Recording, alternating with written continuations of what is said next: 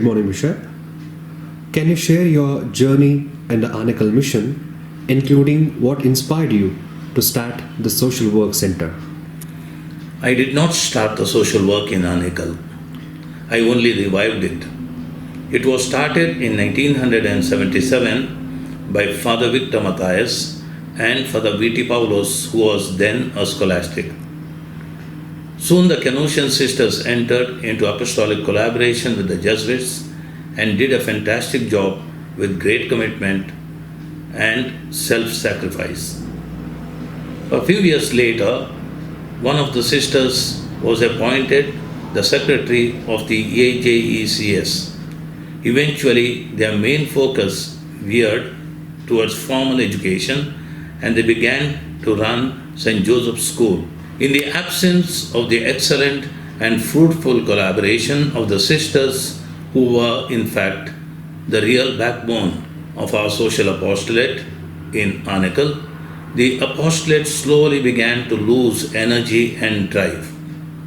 I was sent to Anekal in 1998 when the RTC was shifted from Mundugo to Anekal, and the RTC students needed some village exposure for contextual theologization. In that context, Father Ronnie Prabhu, the then provincial, asked me to start social work in some villages, but gave me neither the infrastructural support nor the finances needed, but plenty of prayer as well as advice. It was Mr. Krishna, known as Jnanajyoti Krishna, who gave me a room in his house close to Jnanajyoti, where I began the social work. The rest, as they say, is history. How did the Jesuit community discern the process of developing a vision for social active in Anekal?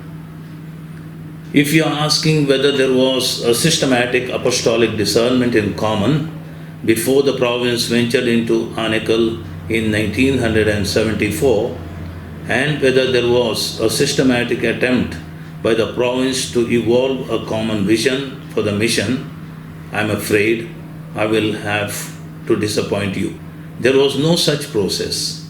What really happened was that in 1974, after nearly 20 years of experience of scattered activity, it was decided in the very first province Sammelan that the Jesuits take up a single region in Karnataka for evangelization and development instead of spreading their personnel around the state. The idea was that Jesuits dispersed in different places like Mysore, Bellary and Ooty would be brought to Anekal Taluk and would undertake coordinated teamwork there. The Archbishop of Bangalore was approached and he readily entrusted the entire Anekal Taluka to us. He wanted us to take the pastoral care of the Christian community, but the province widened the scope of our mission and decided on integral development. Father Matthew Lewis was appointed mission coordinator for Anekal, and Father C. Maria Raj, the parish priest. Over the years, apart from the pastoral care of the small Christian community, the Jesuits also worked for the welfare and empowerment of the poor of all communities. In 1975, Father Deepak Nayak initiated the Nayak Granthalaya, spreading to 61 villages within 3 years. The aim was to dispel ignorance through knowledge by offering books, newspapers, and magazines, encouraging cultural activities and adult education. In 1976, a student hostel called Jnana Jyoti was started on a plot of land bought by Father Maryaraj for this purpose on Anekal Road, where RTC has been housed for 26 years now. The hostel was extended educational facilities to the poor Catholic boys from different village parishes. That structure is still there right in front of the RTC, which is often called as Father Mariraj block. The hostel was later shifted to another location on Hosur Road and began to accept all poor village boys, especially the Dalits, regardless of religion. Later on, a hostel for girls was started.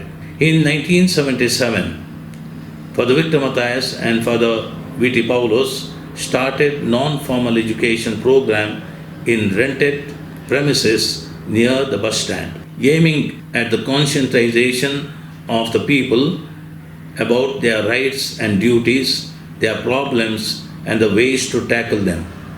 They also started rural housing schemes and other small developmental works. In 1978, the Divya Jyoti Ashrama was inaugurated in Chandapura with Father Deepak Nayak in charge. He tried to free bonded laborers and to rehabilitate them by providing them with means of alternative occupation. At our intervention, the Kenosian sisters came to Anekal. For many years, they collaborated with us in social and pastoral work, and then they ventured into formal education. The social action ministry started by the two pioneers, Father Victor and Paulos, was carried forward by other Jesuits in close collaboration with the Kenosian sisters, who were a tremendous source of strength and support. I was rather a late arrival on the scene. I was assigned to Anekal in 1998, almost in the silver jubilee year of the Anekal mission. By then, the social work had been on life support. I began with a small initiative, eventually venturing into the Dalit empowerment through CIRW, shifting the focus from charity and developmental works to people's empowerment and organization by conscientizing, organizing, and accompanying them to claim their rights and thus make the Dalits true agents of their development by mobilizing them to demand for decent housing, basic health and hygiene facilities, good and quality education, nutrition, capacity building, and an active role in the decision-making processes at the level of local governance bodies. I have spoken at length just to give you a clear and comprehensive picture and also to put the record straight. But there was hardly any process of evolving a common vision through a formal process of apostolic discernment in common. Everything was left to the apostolic aggressivity and practical creativity of the person on the spot. What have been some of the most impactful social initiatives you have overseen, and what challenges did you encounter in implementing them? I must be brief, so I will mention only one, and that is making a decisive option for Dalit education, emancipation, and empowerment by enhancing their employment potential. Concretely, the easy access to hostel facilities was a big boon to Dalit boys and girls, and the results are there for all of us to see in the form of gainfully employed Dalit youth having been able to climb up the socio-economic ladder and compete courageously and confidently with their peers from the privileged and the pampered parts of society. As for challenges, yes, they were there, and many. First of all, to motivate the Dalits to get them out of the rut of a defeatist mentality was a big challenge. Secondly, to convince the parents about the value of good education for their children. Thirdly, to combat the prevalence of child labor. Fourthly, to convince fellow Jesuits about the worthwhileness and practicality of such a program. Fifthly, the perennial problem of resources, human as well as material. And finally, constant opposition and attacks by some fundamentalists, plus many more. How did you address those challenges? And can you share a specific story that illustrates the positive impact of these initiatives on individuals or communities? There is no simple solution to such strongly structured situations except to waste time usefully in endless visits to the villages, holding any number of meetings, frequent missing of meals, returning bone tired to one's room in the middle of the night, slowly winning over the trust of people who matter in the villages and in government officials and in government offices, facing courageously even physical threats, and above all, maintaining unshakable trust in God. Since you are asking for a story, let me give you one. It was in Lakshmipura village or Bovi village.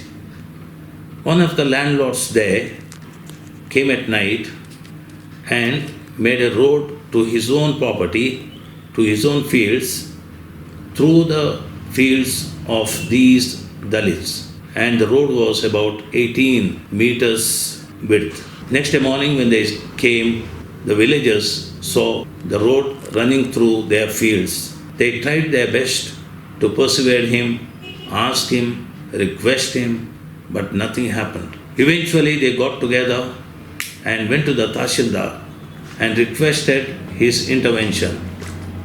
They went to the police station and asked the police inspector to come to the spot and do the needful. Nothing of this succeeded because the man was so powerful he could buy any official. It all happened that I had to intervene, not directly but indirectly. So we organized the villagers, nearly 200 of them came all together from different villages, and they sat in front of the Tahsildar's office on strike until he acts. It took nearly 13 days of sitting in front of the Tahsildar's office, nearly 200, 300 of them. They took turns, of course, day and night. Food was supplied to them on the spot. Then we appealed to the higher officials in Bangalore. Finally, the Tahsildar came to the spot, saw the injustice done, and asked that landlord to withdraw from his project. The land was given back to the people. And they remember still the achievement they had because of their unity and consistent efforts. Reflecting on your experiences, what has been the most rewarding aspect of your work in social ministry? The most rewarding was to see the bright faces of the children, starved and emaciated, to gain the simple trust of the youth, barely nursing hopes and dreams, and to be blessed by the spontaneous gratitude of the elders, long oppressed and deceived. Even now, after many years, quite a few of these young people contact me, invite me to their important functions, support me in my work of educating the poor, and even visit me here in Shimoga. How has your faith shaped your approach to social justice and community service? I was brought up in a traditional Catholic family where the poor were really looked upon as Daridra Narayana. I joined the society just 3 years after the GC 32, which gave us the radical decree 4. My entire Jesuit formation has been shaped by the spirit of the faith justice mission. Today, you would call it reconciliation and justice. So, the immersion into the life of the deprived and the disadvantaged and the dehumanized seemed just natural to me, and in fact, further depended my faith and my apostolic orientation. In fact, I do not know whether you are aware that when I was suddenly taken by surprise when the present assignment came and I had to choose my episcopal motto, I chose service of faith and the fullness of life. And that has been the pole star directing my path all these 10 years. What message do you want to convey to the community as the mission celebrates this jubilee? My message would be very simple. That is, wherever you are and whatever position you may be occupying, never forget the poor and never reject the excluded. Never disrespect the downtrodden. That was the message Pope Francis received when a senior cardinal, minutes after his election as Pope. That is the message that prompted him to take the name Francis. Rabindranath Tagore has put the same message so powerfully in his poem, Prayer. Give me the strength never to disown the poor or bend my knees before insolent might. I repeat, give me the strength never to disown the poor. That is the message I would wish to give you on the occasion of the Golden Jubilee of Anekal Mission. Thank you and God bless Anekal Mission.